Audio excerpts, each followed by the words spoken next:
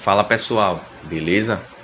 Eu vou voltar novamente aqui ao assunto dos laudos, fazer alguns comentários, a respeito, mostrar algumas coisas para embasar aquilo que eu falei nos laudos, nos vídeos dos laudos, na verdade, e falar também a respeito de algumas dúvidas, alguns questionamentos, que pode ser também o que algumas pessoas que não acompanham com frequência ou que podem até surgir mesmo para aqueles que acompanham. Tá? O primeiro de tudo é um amigo meu, Robson, amigo pessoal, ele comentou pessoalmente comigo, tá? Não tá no canal isso, a respeito de que se, no caso da Transalp, no laudo da Transalp, se essa moto rodando aqui no Brasil, se não teria um resultado diferente, para pior, para melhor, etc.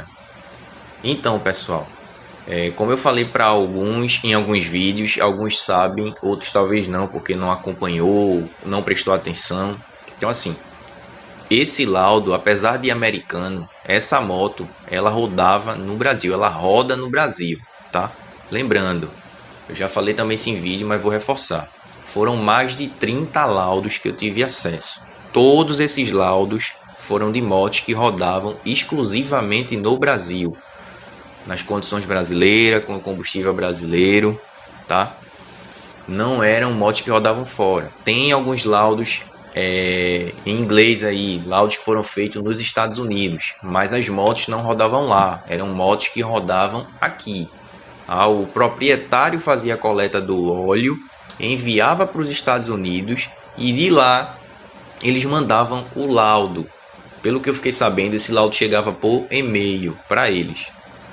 E volto também a frisar, nenhum desses laboratórios tinha vínculo com o fabricante, assim como não foi testado nada por concessionários, por representantes, empresas, nada disso.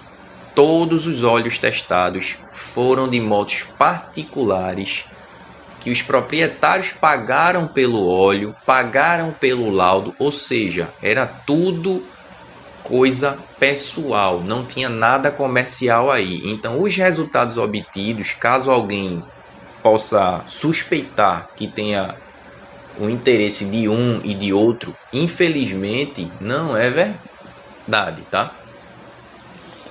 E é até uma pena eu ter perdido os outros laudos, porque vocês iriam ver uma equivalência muito grande nas principais marcas. E é por isso que eu não defendo a utilização de algumas marcas em motos específicas, porque o custo muito maior na prática, através de laudo, entenda, não é uma opinião minha, isso é um laudo laboratorial, é algo técnico, tá? O laudo comprovou que na prática o desgaste e a degradação do óleo ela foi similar, independente da marca, independente do modelo. Eu não tenho mais o laudo para comprovar, mas aí vai de quem quiser acreditar ou não.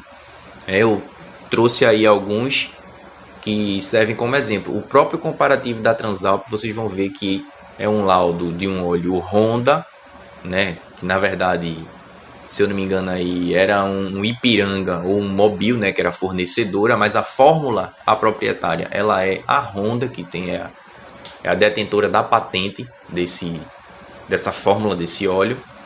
Essas empresas apenas produziam e entregavam essa fórmula para ela. Tá? Então você vê que nesse comparativo direto foi muito similar, foi muito próximo. Então às vezes você pagar o dobro pelo óleo dificilmente vai compensar. Lembrando, eu estou falando do óleo, tá ok? E pegando esse gancho, eu queria também destacar e reforçar algo extremamente importante. Vejam, os laudos são referentes aos óleos e não aos motores, tá? Isso aí eu até conversei bastante com o Fofão, um abraço aí, Fofão. A gente conversou bastante a respeito disso e é isso que eu quero reforçar com vocês. Entendam, o que foi feito a análise aí foi apenas dos óleos. Então o laudo ele não tem intenção de mostrar a situação do motor, ele mostra claramente, exatamente a situação do óleo. Por isso até que eu falo nos vídeos que Aparentemente não há um desgaste do motor. Aparentemente o motor está em boas condições. Inclusive tem isso descrito no laudo. Por quê?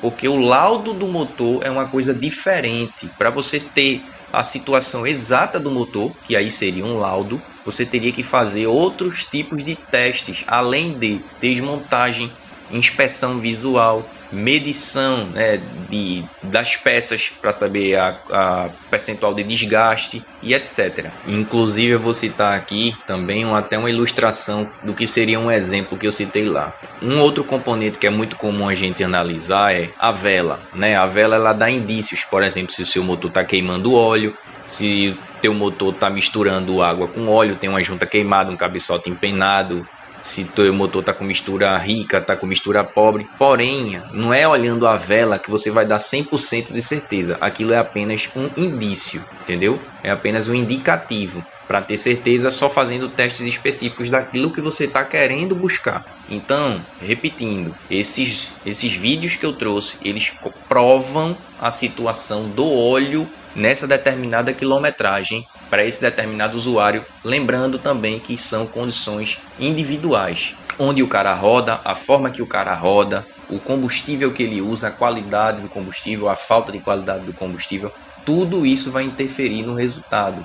Mas eu volto a frisar, eu tive acesso a mais de 30 laudos de motos que rodam em diversas situações aqui no Brasil, com diversas pessoas, e os resultados foram muito similares. Foram poucos os resultados que destoaram muito. Citando aqui agora a parte lá que eu coloquei o exemplo do manual do carro. Pessoal, quando eu falei lá um valor médio de antecipação de troca, que eu considero seguro entre 50% e 75%, e coloquei lá, por exemplo, a questão do manual do carro, eu não me baseei no manual do carro, eu coloquei o manual do carro, a imagem, para exemplificar uma forma mais clara que o manual da moto deveria trazer. Os manuais de motos, eles são muito abertos. Ele fala uso severo, mas não determina exatamente o que é. Ele fala em antecipar quando fala, porque, por exemplo, na XT, se eu não me engano, não fala. E como vocês puderam ver, indica trocar com 10 mil, mas com 3.700, ou seja, 37% só do que rodou, bem menos que a metade, o óleo já não estava em condições. E eu vou mostrar isso ainda em seguida para vocês. Então, entendam, quando eu citei lá o manual do carro, não foi para pegar como base que deveria ser feito porque no manual do carro está descrito dessa forma. Não foi isso que eu falei. O que eu falei foi que o manual do carro ele é mais claro, ele é mais objetivo, ele não é tão aberto como os manuais da moto, que não cita prazos, não cita números, ele deixa tudo muito aberto. Além disso, quando citei a questão dos 50% a 75%, eu falei também em vídeo, mas não foi nos vídeos dos laudos. Falei no vídeo na moto, se eu não me engano foi o último vídeo antes de soltar os laudos, que isso são valores que eu considero médios. Há casos em que você pode prolongar, há casos que você deve antecipar. Isso varia muito de motor para motor, de forma de pilotagem. Por exemplo, a Honda, como todo mundo sabe, as Hondas de baixa cilindrada, por exemplo, elas têm um motor com vida útil normalmente inferior a motos da Yamaha, que são concorrente direta. Então, nesse caso, por exemplo, da Honda versus Yamaha, quem tem Honda seria mais interessante essa questão da antecipação frente a quem tem Yamaha, que sabidamente tem um motor que aguenta mais, que é um pouco mais robusto.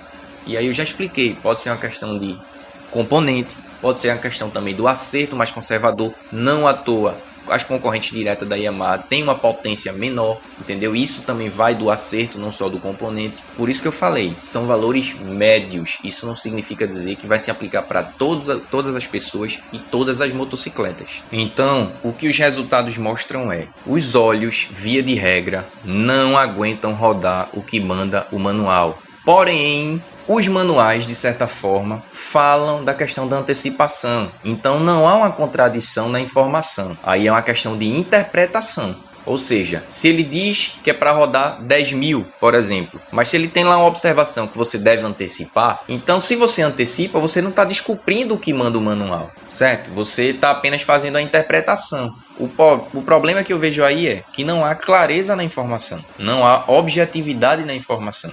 Muito pelo contrário, a coisa ela é muito subjetiva. E isso eu critico fortemente.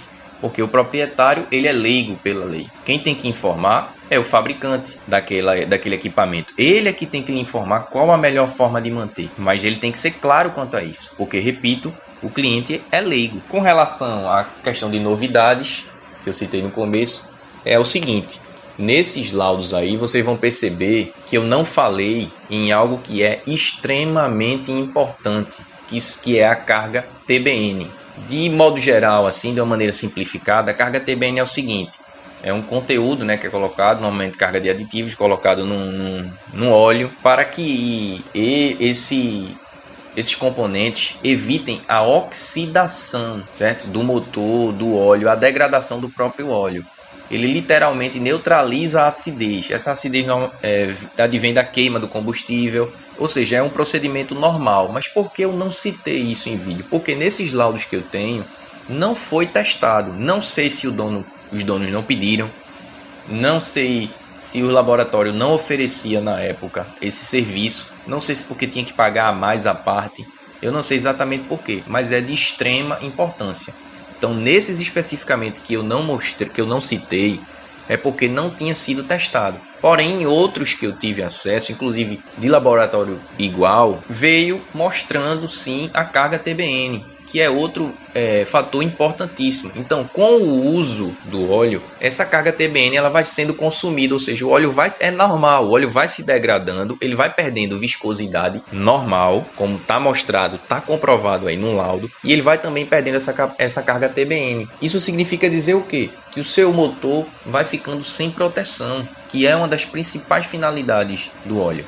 É neutralizar essa acidez. A partir do momento que ele não neutraliza essa acidez começa a atacar os componentes do seu motor. O seu motor começa a perder a proteção. Então, foi duas coisas importantíssimas que eu vi nesses laudos. Primeiro, a viscosidade sempre abaixo da categoria, que eu vou mostrar aí para vocês. E essa carga TBN também em níveis perigosos. Em algumas vezes, em níveis perigosíssimos. Então, o óleo ele deixava de ter a categoria de viscosidade indicada, tá? E ele não tinha mais a carga TBN para fazer proteção do óleo. Com isso, você estava andando com óleo fora do padrão. Por isso que eu falei, entendeu? Agora, um questionamento que foi pertinente e eu quero também reforçar isso é o seguinte: não tem como dizer a vocês se antecipando vai trazer algum benefício. De quanto é esse benefício? Quantos por cento é esse benefício? Se antecipando com X vai ganhar tanto, se antecipando com Y vai ganhar ou até perder tanto. Mas a questão é, você vai ficar rodando com um óleo que comprovadamente não atende mais às especificações do fabricante? Se o fabricante diz para você rodar lá com 20W50, por exemplo, que foi o caso da XT, e você está rodando aí com um óleo, por exemplo, que já está na realidade como um 10W30 ou até menos, mas aí vai ter aquele dizer, não existe isso está errado, eu duvido. Então, vamos lá novamente para comprovar. Como vocês podem ver no laudo que eu mostrei lá, a XT com 3.700 km rodados, ou seja, 37% mais ou menos aí do que recomenda o seu manual, ela já apresentava uma viscosidade real, veja ali no laudo, de 12,70 centistokes. E aí eu volto a repetir para aqueles que não entendem, tá? Esse valor é determinado pela SAE e ela considera esse valor justamente de 100 graus Celsius porque isso aí é um valor médio para a temperatura de funcionamento do motor, para a temperatura de trabalho. Então o óleo ele trabalharia nessa faixa. É lógico que existem exceções, tem motor que trabalha menos, tem motor que trabalha mais, mas isso é um valor médio. Então para fazer um teste padrão eles utilizam essa referência, 100 graus. Então a 100 graus esse óleo já estava na viscosidade real de 12,7 ou 70 centistokes. Aqui na tela para vocês eu estou colocando agora a tabela SAE, né, de categoria SAE J300, que é ela justamente que faz essa questão aí do 10W, 0W, 10W30, 5W20 e assim vai, entendeu? Que muitos relacionam isso erradamente com temperatura ambiente. Isso é uma baboseira que não tem tamanho, mas muitos ainda hoje continuam relacionando isso à temperatura ambiente, tá? Mas vamos lá ao que interessa. Percebam aí que no caso da XT ele utiliza um óleo 20W50, No nosso caso, a gente quer ali o 50, né? Por ele ser um SAI 50, né? Já que ele é um 20W50, então ele é um SAI 50 quando quente, a 100 graus Celsius, que foi o resultado que a gente obteve lá no laudo. Então vamos lá, números reais. Se vocês verem aí na tabela, vai mostrar que um SAI 50, ele fica entre 16,3, isso é considerado o mínimo, até no máximo 21,9, porque se ele for maior do que isso, ele vai se enquadrar já como um SAI 60. Mas no caso, na XT, ela estava em 12,7. Se vocês olharem para cima, vão ver aí que ele já está como um SAI 40. Então esse óleo já deixou de ser um 20W50, já está como um 20, já está como um 40, né? Eu não tenho ali a referência do valor dele a 40 graus para saber a viscosidade dele, a categoria de viscosidade de entrada. Inclusive isso reforça aquilo que eu já tinha falado em vídeo. Não significa dizer que, por exemplo, todo 20W50 vai ter a mesma viscosidade. Não é verdade. Ele vai estar entre 16,3 a 21,9. Se estiver dentro desse intervalo, ele pode ser considerado um SAI 50, independente de qualquer outra coisa, beleza? Então, como vocês podem ver, esse óleo ele já está chegando próximo do limite do 40. Ele está em 12,7 e o limite mínimo para o 40 é 12,5. Então, é correto dizer, é seguro dizer que esse óleo ele vai cair tranquilamente para um SAI 30, tá? Tranquilamente. Se com 3.700 km ele já está praticamente no limite de 1,40, ele vai passar disso. Ele vai chegar tranquilamente no 30. Talvez, quem sabe, ele não possa chegar até em um 20 ou bem próximo disso. Aí eu te pergunto, você vai ficar rodando no seu motor com o óleo SAI 30, quando o recomendado para ele é SAI 40? Aliás, perdão, SAI 50. Então, pessoal, isso para mim, na prática, não tem significado. Não existe você fazer isso. Isso é um erro. Isso vai contra tudo que a engenharia prega. Se não existisse diferença entre os óleos, não existiam as categorias de óleos, tá? Não existiam. Se não tem por que ter um 20W50, 10W30, se tudo for a mesma coisa, se não houver diferença, então para que você vai aplicar o correto? Vamos fazer a questão reversa. Se aplicar o correto é tão importante, por exemplo, se seu motor pede um 20W50, você tem que aplicar um 20W50. Mas na prática, o seu óleo está como um 15W30, por exemplo. Então, seu óleo não está atendendo à necessidade do motor. Se ele não está atendendo à necessidade do motor, é lógico que há um risco. É lógico que a vida útil dele vai ser encurtada. O quanto, eu não sei determinar. Mas se a gente considera que o 20W50 é o que atende o motor, um 15W30, um 10W30, que é essa situação que a gente está vendo aqui na prática, com certeza vai trazer algum dano para o motor. Então, para mim, não tem lógica eu dizer a você que continue usando esse óleo, que não tem nenhum risco ao seu motor, que você não pode ser prejudicado, entendeu? Isso vai contra o que prega a própria engenharia. Se não tem sentido seguir a recomendação SAI, pode ser qualquer uma, então não tem sentido a gente se preocupar na hora de aplicar o óleo. Coloca qualquer óleo e assim vai. Portanto, pessoal, por isso que eu repito, quando eu falei na antecipação da troca, foi justamente por isso, porque o óleo não estava atendendo mais os requisitos do motor. Entendam, quando o engenheiro lá, a montadora, ela projeta um veículo, ela não projeta o motor para se adequar ao óleo, muito pelo contrário, ela desenvolve o motor, ela tem os parâmetros que esse motor precisa trabalhar, que ele vai funcionar, e ela chega para os produtores de óleo, normalmente seu parceiro, e ela diz, ó, eu quero que esse motor tenha esses parâmetros, então eu quero um óleo que atenda a essa necessidade. E aí eles fazem um óleo, ou eles trazem um óleo dentro da sua categoria SAI, API, ASEA ou norma objetiva, como por exemplo nos carros, tem a norma Volkswagen tal, norma Mercedes tal. Então, eles trazem um óleo para atender a essa necessidade. Portanto, não é o motor que tem que se adequar ao óleo, é o óleo que tem que se adequar ao motor. Sendo assim, se o óleo adequado para o motor nesse caso é um 20W50 e eu estou rodando com um óleo que é na prática, na realidade, um SAI 30, com certeza algum tipo de prejuízo eu vou ter. porque o fabricante do veículo, o fabricante do motor, disse que o óleo correto para ele, para a situação ideal, consumo, desempenho, durabilidade, emissões de poluentes, etc., é o SAE 50. Consegue entender isso aí? Então é nisso que eu falei. Então os valores médios foram obtidos por isso, baseado nos laudos que eu vi, e também levando em conta uma coisa muito importante, que é o custo-benefício, porque também não adianta você antecipar muito essa troca. Por exemplo, fica trocando com 1.000, em alguns casos o óleo ainda vai estar bom, principalmente um semi-sintético, um sintético que tende a durar mais, e você elevar demais o custo.